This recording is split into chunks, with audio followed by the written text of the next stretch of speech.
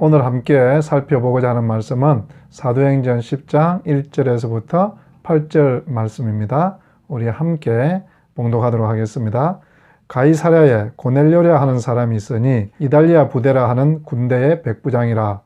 그가 경건하여 온 집안과 더불어 하나님을 경외하며 백성을 많이 구제하고 하나님께 항상 기도하더니 하루는 제9시쯤 되어 환상 중에 밝히 봄에 하나님의 사자가 들어와 이르되 고넬료야 하니 고넬료가 주목하여 보고 두려워하여 이르되 주여 무슨 일이니까? 천사가 이르되 내 기도와 구제가 하나님 앞에 상달되어 기억하신 바가 되었으니 내가 지금 사람들을 욥바에 보내어 베드로라 하는 시몬을 청하라.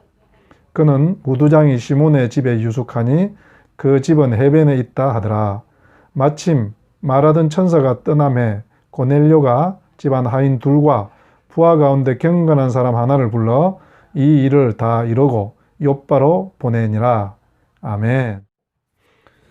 여러분 잘 아시는 것처럼 이 사도행전 10장은 이 복음이 이방인으로 넘어가는 아주 중요한 대목의 이야기입니다. 그래서 그 매개 고리가 이 고넬료라 하는 이탈리아 부대 백부장이라는 이방인이지만 하나님을 경외하는 그런 사람이었죠. 그리고 베드로, 아무래도 당시의 제자들 중에서 제일 중요한 인물 중에 하나였던 베드로가 이 이방 선교의 길을 문을 열어주는 그런 이야기가 이 사도행전 10장에 기록되어 있습니다. 이 일에 쓰임받는 두 사람, 고넬료라고 하는 사람은 이 로마 군대 백부장이었다고 그랬습니다. 그러니까 이방인이죠. 그런데 그를 2절에서 보면은 어떻게 소개하는가 하면 하나님을 경외한다. 이것은 무슨 뜻입니까? 구약에서 이 여호와 하나님의 성전에 들어가서 예배를 드리려면 유대인이 그 예배를 드릴 수가 있었고요.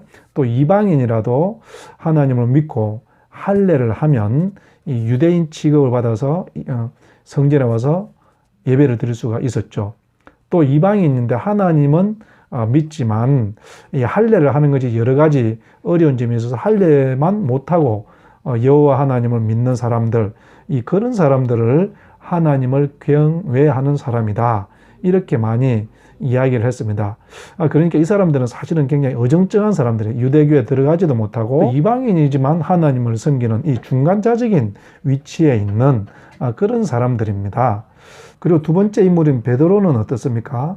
베드로는 그래도 이 제자들 중에 이렇게 참 중요한 인물이었죠. 그래서 교회를 대표하기도 하고요. 그래서 이 베드로가 이방 선교에 대해서 마음문을 열고 또 이것을 가지고 전체 회의를 하게 되면 이 복음이 이방으로 넘어가게 되는 것 아니겠습니까? 그래서 실제로 11장에 보면 이제 이방으로 선교의 문이 열리는 것을 보게 됩니다. 그래서 이 두 사람의 만남을 오늘 이야기를 하고 있죠. 그래서 이 고넬료와 베드로의 만남, 이 성령님께서 어떻게 두 사람을 통해서 일하시는지는 단순히 이 사람들만의 문제가 아니라 지금 우리에게도 동일한 일입니다. 그래서 하나님께서 우리에게 어떤 일을 하실 때 내 혼자 하는 것이 아니라 또 여러 사람과 함께 일해야 될 때 하나님 어떤 식으로 일하시는지를 오늘 이 본문을 보고 우리가 좀 나누고자 합니다. 오늘 꼭 한 가지 나누고 싶은 말씀은 이 고넬료와 베드로의 만남을 이 성령님께서 이 두 사람을 다 찾아가서 설득한다는 거예요. 오늘 우리가 읽었던 본문에는 보면 이 성령님께서 이 고넬료에게 찾아오셔서 고넬료와 베드로를 초대하라 이렇게 됩니다. 그리고 그 뒷부분에 보면은 또 그 성령님이 이 베드로를 찾아가죠. 그래서 베드로를 찾아가서 네가 고넬료 집에 가서 고넬료를 만나라. 그래서 이 두 사람이 만나게 된다는 이야기 아니겠습니까? 저는 이 본문이 우리에게 굉장히 믿음의 이 삶의 중요한 이 이야기를 해주고 있다고 생각을 합니다. 왜 우리 주변에 보면 자기가 좀 영적이라고 사람들을 찾아다니면서 하나님이 내게 말씀하셨는데 당신 뭐 어떻게 하라 그런다. 뭐 이렇게 하면서 자기가 영적인 우월적인 지위에 있는 것처럼 말하면서 다른 사람들에게 하나님의 대언자처럼 그렇게 말하는 사람들 참 많이 있고 또 그 일을 당하는 사람의 입장에서는 기분은 나쁘지만 뭔가 저 사람이 내보다 영적인 우위에서 하나님이 이렇게 말했다고 하니 또 쉽게 거절하지도 못하고 그래서 사실은 영적인 문제가 많이 나타나는 것이 있습니다. 근데 여러분 하나님은 사실 그렇게 일하시지 않는 것 같아요. 오늘 본문에도 보면은요, 하나님이 어떤 이야기를 하실 때는요, 그 본인에게 직접 말을 하십니다. 그러니까 하나님께서 고넬료에게 말씀해서 고넬료야 네가 베드로를 만나야 된다. 또 한편 어떻게 합니까? 베드로를 만나시기도 하죠. 그래서 베드로에게 또 네가 고넬료를 찾아가라.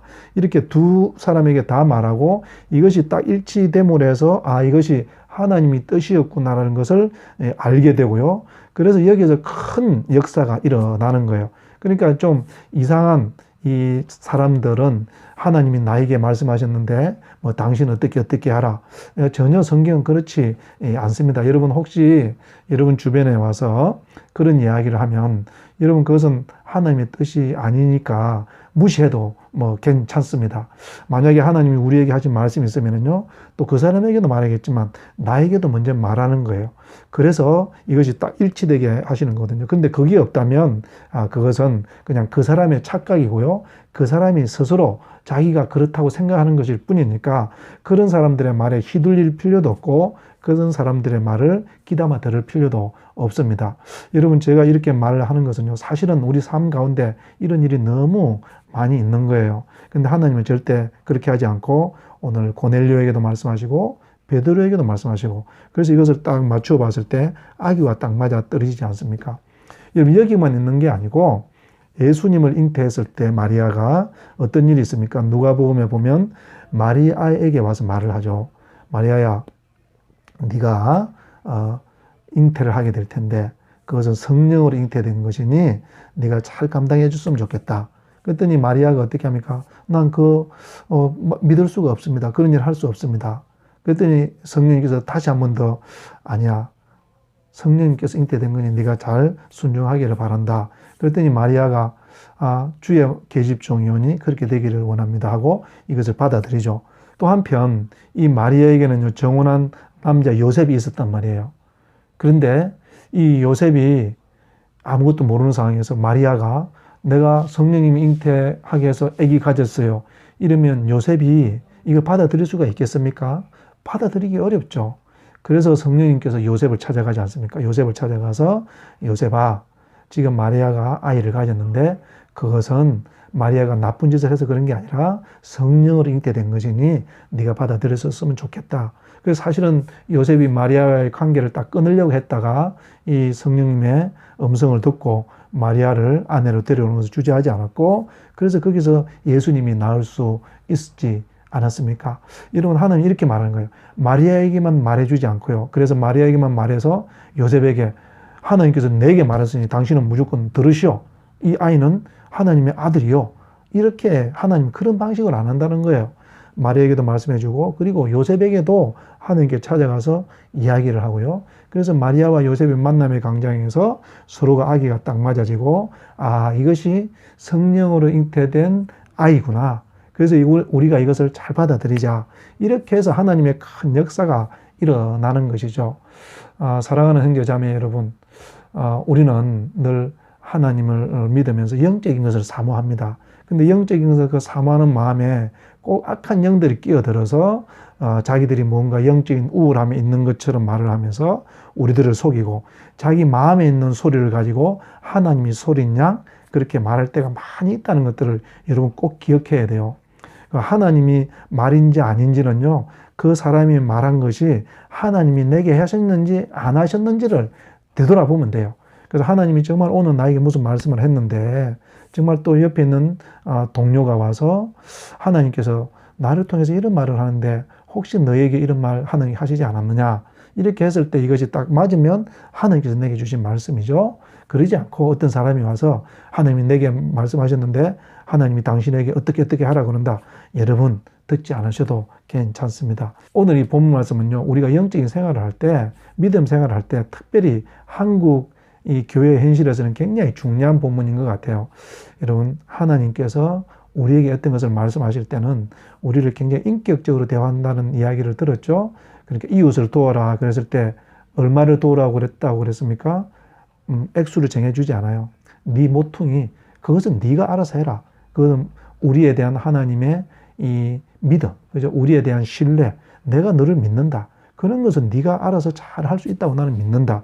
이렇게 했던 것처럼요. 하나님 우리에게 말씀하실 때 그냥 누구를 보내서 나에게 강요하고 협박하는 것이 아니라 나에게 말씀하시고 그것을 내가 잘 받아들이지 못할 때 또 나와 참 가까이에 있는 사람을 보내서 그것을 확증해 준다는 것을 꼭 믿으십시오. 그것이 예수님을 낳을 때 마리아와 요셉에게도 있었고요. 또 오늘 본문에서도 있고 성경은 곳곳에 그런 일들이 참 많이 있다는 것을 알게 됩니다. 그러니 여러분 하나님 믿는 것은요 비인격적이 아니에요. 인격적이고요. 하나님 믿는 것은 상식 이하가 아니고요. 상식 이상입니다. 하나님은 오늘도 우리에게 말씀하시고 싶어 하십니다. 여러분에게 직접 말씀하세요. 이 고넬료가 어떻게 하나님 말씀을 들었다고 했습니까? 이 4절에 보면 고넬료는요 기도하고 이웃을 섬기는 일, 구제하는 일을 많이 했대요. 그런 가운데 하나님은 음성을 듣습니다.